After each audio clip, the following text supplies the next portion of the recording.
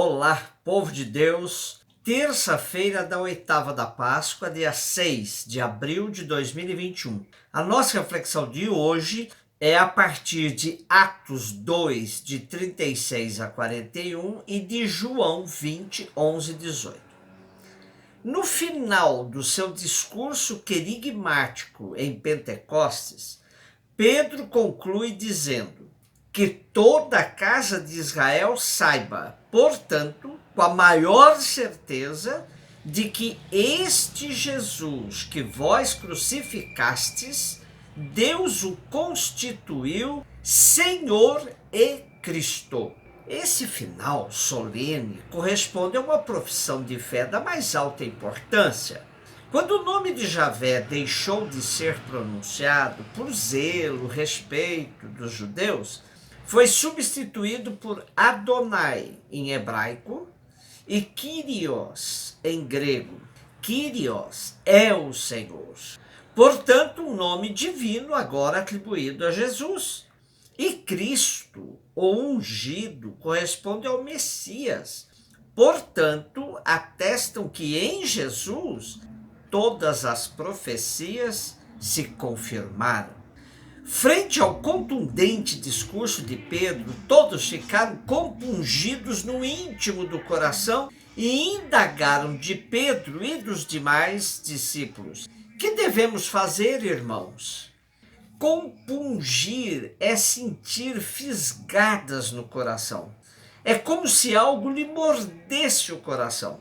É, portanto, sentimento profundo que atinge até a alma dos ouvintes.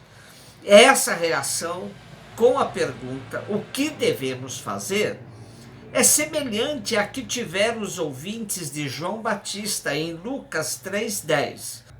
João Batista indicou à multidão sinais de solidariedade com os pobres, que não roubassem, como mostra de verdadeira conversão. E João depois discorreu sobre as diferenças entre o seu batismo, que era com água, e o de Jesus, que seria o batismo com o Espírito Santo e fogo.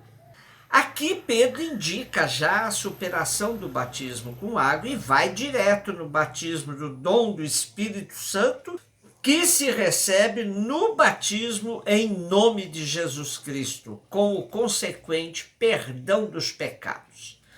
E ainda acrescenta o alcance desse batismo, dessa graça, desse dom.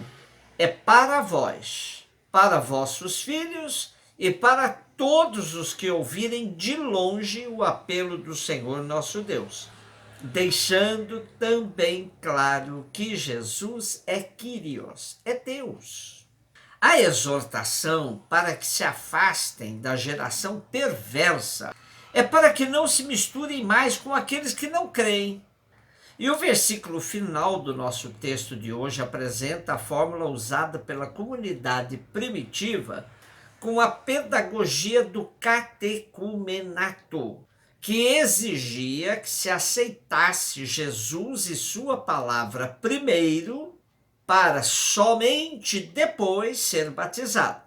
Prática essa que a Igreja Católica deixou de lado quando passou a batizar crianças, confiando na profissão de fé de pais e responsáveis pela educação das crianças, os padrinhos, madrinhas.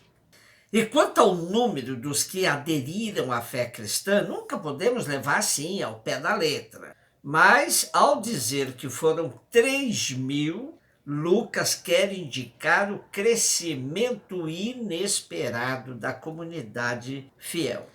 João 20, de 11 a 18. Faço-lhes um convite para que leiam nessa semana de oitava de Páscoa os capítulos finais dos 4 evangelhos. Com esse exercício, você terá uma visão panorâmica das narrativas pós-pascais, com suas particularidades que nos ajudam a caracterizar cada comunidade, a de Mateus, Marcos, Lucas, João. Hoje temos aí Maria Madalena. Uma tradição oriental confundiu essa Maria com a mãe de Jesus, mas pelo contexto todo se sabe, é Maria Madalena, que permaneceu em frente ao sepulcro de Jesus depois que os discípulos vieram constatar o que ela lhes tinha dito. Constataram e voltaram para casa. Madalena não. Ela continuou aí, depois que eles se foram. Ela inclinou-se para olhar dentro do sepulcro. Em meio às lágrimas, ela viu 2 anjos vestidos de branco, sentados, um à cabeceira e outro aos pés de onde estivera o cadáver de Jesus. O diálogo entre os anjos e Madalena revela que ela ainda não tinha consciência da ressurreição, pois insiste na tese do roubo de Jesus. E os anjos lhe perguntam: mulher, por que choras? E ela respondeu: porque levaram o meu Senhor e não sei onde o puseram. Antes que os anjos lhe respondessem, ela voltou-se para trás e viu Jesus em pé, mas também não o reconheceu. E Jesus repete a pergunta dos anjos: mulher, por que choras? Quem procuras? Surpreende que João insista, uma vez mais, que Madalena ainda não tenha ligado sua experiência com as palavras de Jesus, que depois de 3 dias ressuscitaria. Diante de Jesus, ela, supondo que fosse o jardineiro, respondeu: Senhor, se tu tiraste, dize-me onde o puseste, eu o irei buscar.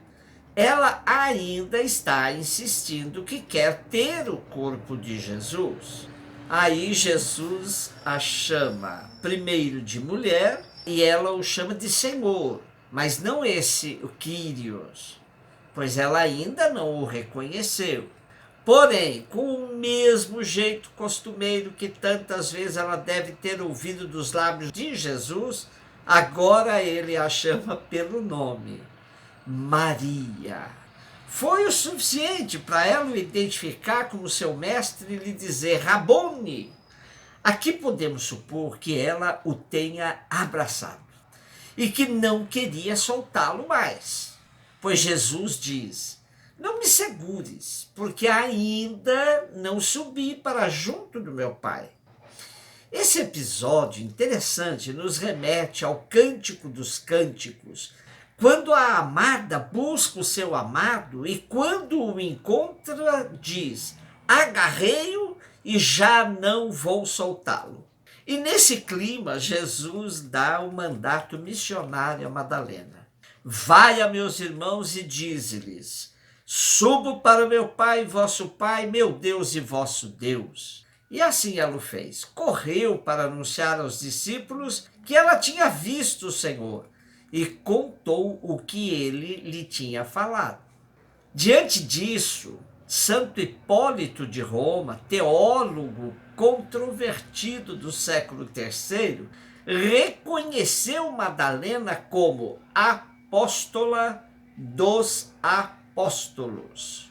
Nós vamos concluir hoje com as palavras do teólogo Francisco Taborda, um padre jesuíta que trabalha aqui na FAGE, onde eu também trabalho. E ele tão bem sintetizou o que a gente está vivendo nessa 8ª de Páscoa e os compromissos que daí decorrem.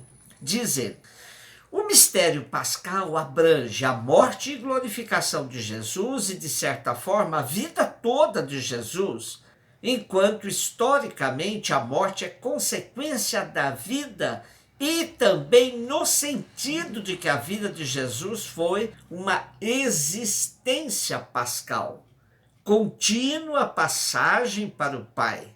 Jesus resumiu sua vida em viver o reino de Deus. E este reino se constrói no mundo dividido, a partir dos que estão abaixo, dos postos à margem, dos injustiçados, pois, quando estes começam a experimentar justiça, comunhão e fraternidade, aí começa a realizar-se o reino de Deus. A vida de Jesus foi solidariedade até a morte com os pobres, pois ele morreu como um pobre injustiçado. A ressurreição de Jesus manifesta que Jesus tem razão, que o caminho da comunhão com Deus é a solidariedade com os pobres. Um beijo no seu coração.